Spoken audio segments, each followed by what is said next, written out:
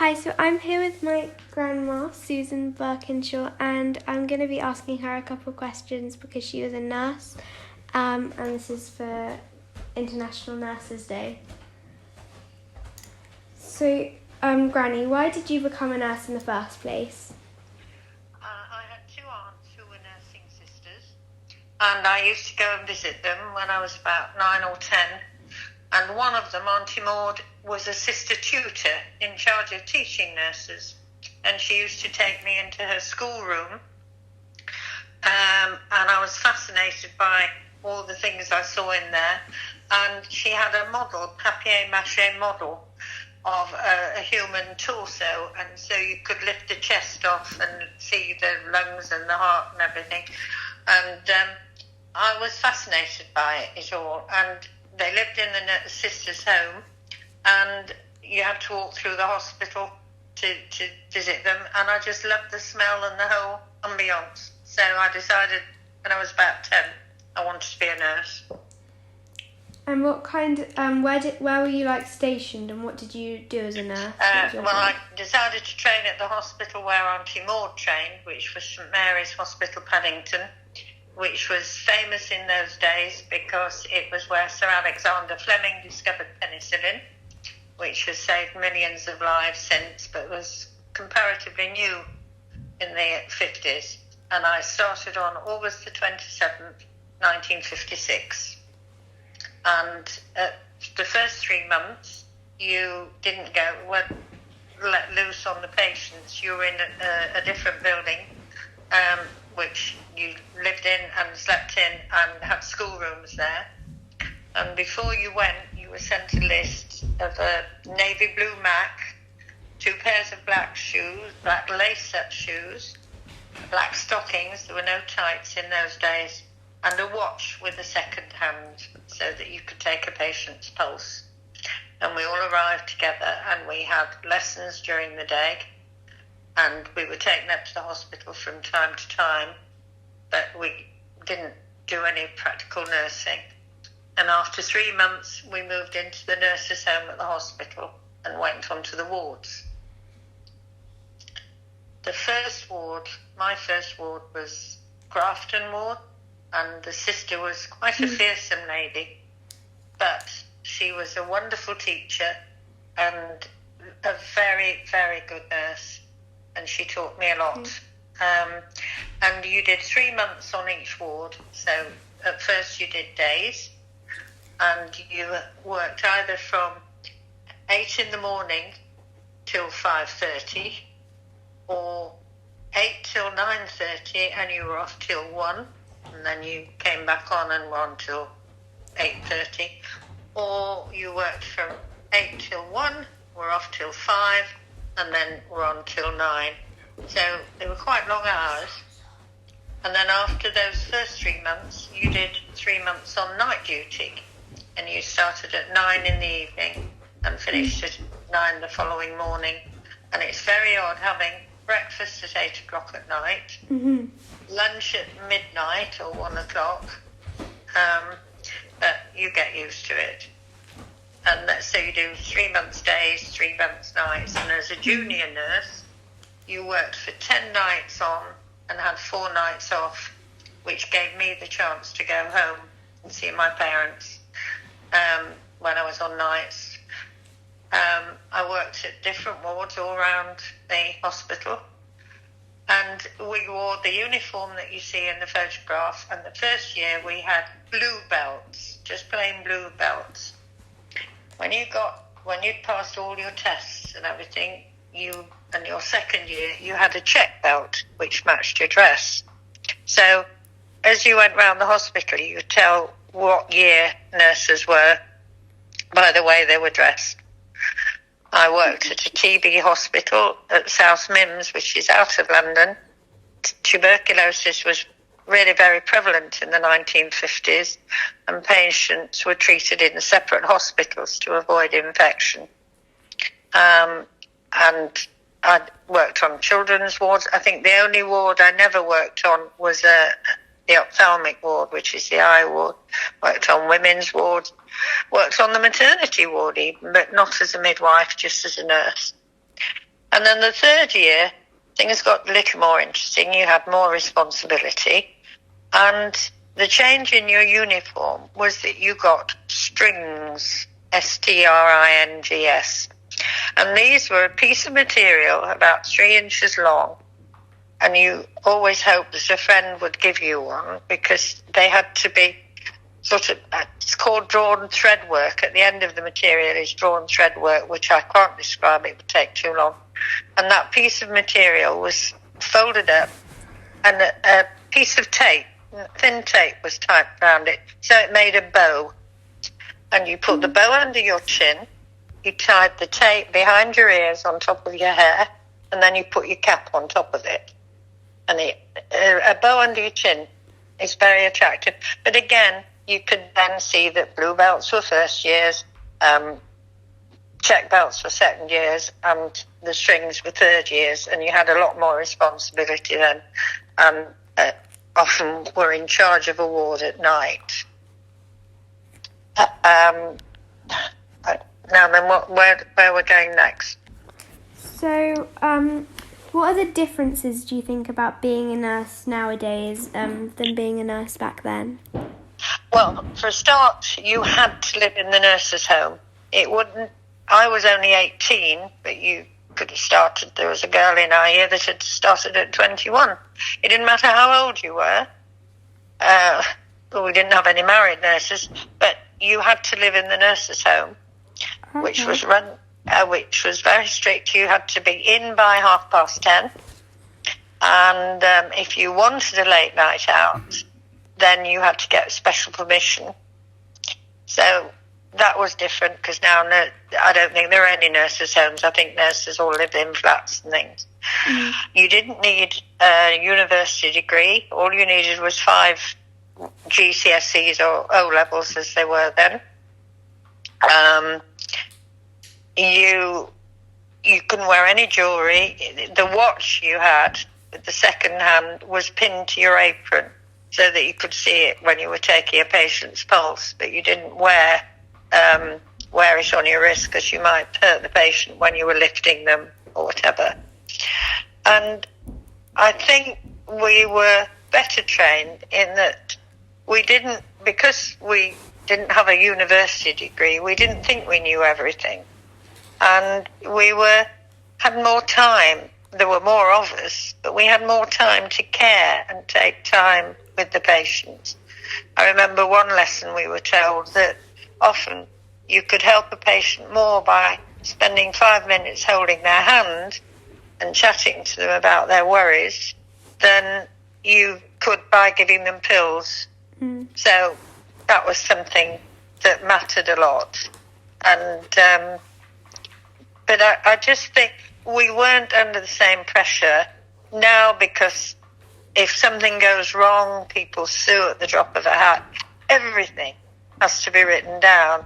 Mm. And a friend of mine who left nursing long after I did said, instead of being able to put patient slept well in the night report, you now have to put the patient appears to have slept well. So even though appears to have slept well, you multiply that 20 times when you're writing out, or 30 times when you're writing out a report at the end of the night on how the patients had been. It takes up time. So everything has to be documented. Yeah. And also, because of the improvement in medicine, surgery, and all those things, people are living longer. And also, babies who were born with terrible problems are being saved now. So there is a bigger age span, if you like. Yeah. It was now because of the improvements in care. So there've been monumental changes, which it's almost hard to compare nursing in my day, which was, started 64 years ago, to today. Yeah. So okay. How many years were you a nurse? I was actually only a nurse for 7 years, because I trained at Mary's for 3. I should have been there for 4. You should do a year as a staff nurse after you've qualified. But my mum wasn't very well, So it was suggested I came back home because, as you know, I was the only one. There was nobody else. And so I came back home to look after my mum, who then improved a lot and went back to work. So, but I'm glad I did come back home because I met your grandpa. Yeah. So I'm glad about that. But having come home, I decided to train as a midwife because I'd enjoyed the babies when I was working on the maternity ward. So I trained as a midwife for 6 months. And I have to say, and I don't know whether Mum's listening to this, but I loved the babies. I loved the babies. I found the mothers very, very kind. But I did 6 months, which was half the training, because the second part, you went out on the district, and I decided I really didn't want to do that. And a new hospital was opening in Sheffield, an outpatients department, and I'd applied for a job there, and I was going to start after I'd finished the 6 months midwifery, which did come in later, as you all know. The fact that I'd done that training was useful. And then, so I went to work. I was going to work at the new hospital in the September, but the opening was delayed. So I got a job for 3 months on the private block at the Royal Hospital in Sheffield. And Daddy will explain the only famous patient I've ever had was a lady called Dame Edith Sitwell, who was on the private block at the Royal. And she'd been in a private nursing home run by nuns. But she was a Catholic convert, and the nuns were very keen to keep her in line. So they got her up at 6 o'clock every morning to go to Mass, and she wasn't terribly impressed. So she had herself moved to the Royal private block. And she was an old lady. She'd only broken her arm. She came from a wealthy family. But couldn't look after herself. So she came in until her arm was better. And she used to ring. She was lonely. She used to ring the bell, and you went in to see what she wanted. And usually it was just to have a chat. And somewhere in Daddy's massive library is a book of hers, which she signed and gave to me, which I've never managed to get to the end of. And then after that, the new hospital opened in January, the Royal Hallamshire Hospital in Sheffield, and I went to work there, and I worked there until I got married in outpatients as a staff nurse. Mm-hmm. And I got married, and Grandma Birkinshaw informed me that Birkinshaw women didn't work, wives didn't work, which my mother didn't approve of. So I gave up for a few months, and then I got bored, so I went back to work. And then Daddy was on the way. So when I was pregnant after I had Daddy, I gave up. Yeah. And stayed at home. And then we had Charles, and I was going to go back to work, or part-time work anyway, when Charles started full-time school. And then, to our surprise, Helen was on the way. So I didn't go back. And then Helen started school, and within a few weeks had a problem with her hip and was away from school for a year. So I had her at home. So by then I'd been out of nursing for about 15 years, and things had changed an awful lot. So I never did go back. So my nursing career was actually very short. It was only about 8 years. But I loved it, and it has come in useful a lot over the years since. Yeah. So I'm glad I did it, and I enjoyed it when I did it. So didn't you help deliver Helen's baby? Can you tell us a bit about that? Yeah, well, it did.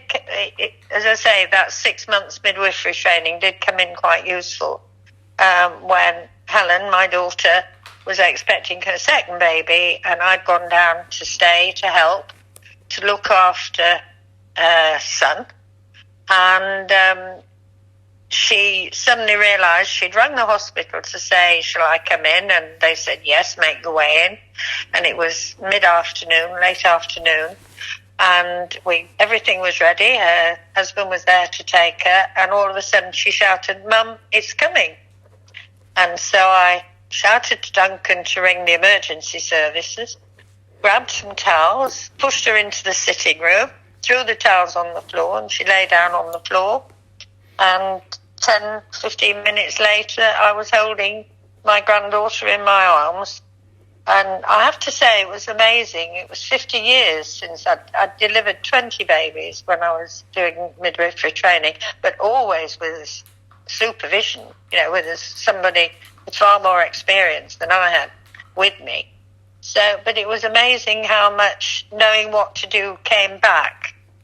Yeah. And Helen said the one thing, because she was a bit scared. I mean, she was expecting to be going into hospital, and there she was on her sitting room carpet.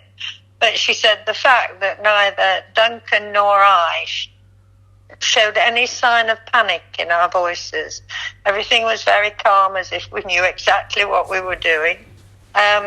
She said she didn't worry, and it was very rewarding.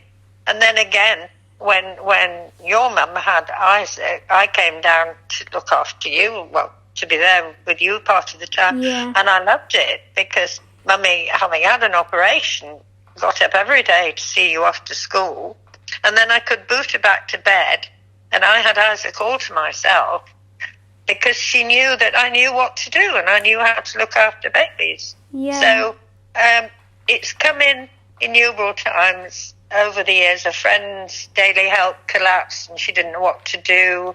And so I ran up and said, no, she's had a stroke. You'll have to ring for an ambulance. A friend's granny fell over and cut her head badly.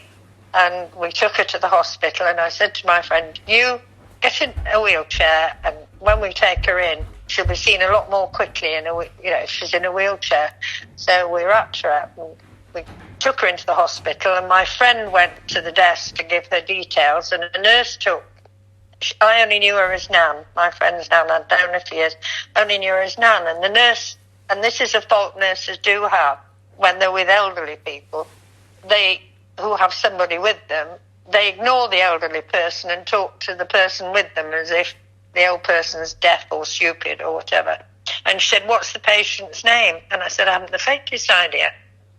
She's my friend's Nan. That's all I know. And this old lady said very firmly, my name is Ellen Whiteley, ELLENWHITELEY. But she was fine. And then Duncan cut his finger on Christmas Day, and we sorted that quite badly, and we sorted that out. So I think nursing, helps you to care. It teaches you to care. You hope that you care for people. Yeah. But I think it teaches you to care for people. To never walk by if you see somebody who obviously isn't very well. Just stop and say, is there anything I can do to help? It doesn't always work. But I can remember being out with a boyfriend in London, and we saw a couple arguing, and he slapped her face, and my boyfriend went up and said, can I help? And got punched on the nose by the girl's boyfriend, and she walked off arm in arm with her boyfriend. So it doesn't always work stopping to ask if you can help. Yeah. Okay, and a little thing, and this is a memory I've got, and it seems very trivial, but it sort of sums up my view of nursing. We had an old lady in who very sadly had to have her leg off, and she came through the operation really well. I don't know how old she was, because when you're 18, 19, 20, anybody over 40 seems ancient, but I think she was probably about 70 or more. And she was very distressed at having lost her leg. And I was in charge of doing dressings then, and I had to go and redress the operation area, the stump, every morning. And she couldn't bear to look at it. And if I said, how was it? Do you have a good night or a bad night? She'd just shake her head and look the other way. And for some reason, and I don't know why I did it, I decided to call the stump Jemima. So instead of saying, how's your leg, I used to say, how's Jemima this morning? And she responded to that, and she'd say, oh, she's been a real pain during the night, or she's much better this morning. So the stump was always Jemima. and she was going to Roehampton, which is a hospital where she was going to be rehabilitated, taught how to walk on an artificial leg and everything. And unfortunately, it was my day off when she went to Roehampton, so I wasn't able to wish her good luck and everything. But a few weeks later, I was on duty, and she was standing at the door of the ward, and she'd come to outpatients for a follow-up, and she said, I had to come up and see you just to tell you that Jemima and I are doing fine. And it meant a lot. It meant I'd helped her get over the horror of losing her leg, and she'd picked up, and she called it Jemima now. And that's a very strong memory I have of something I did which made somebody feel better. And that's all you really want to be a nurse for. So I think that's all. Can't think of anything else. Thank you very much, Granny. All right, darling. I hope I haven't rambled on for too long. No, it's been really interesting, Mum. Thanks very much.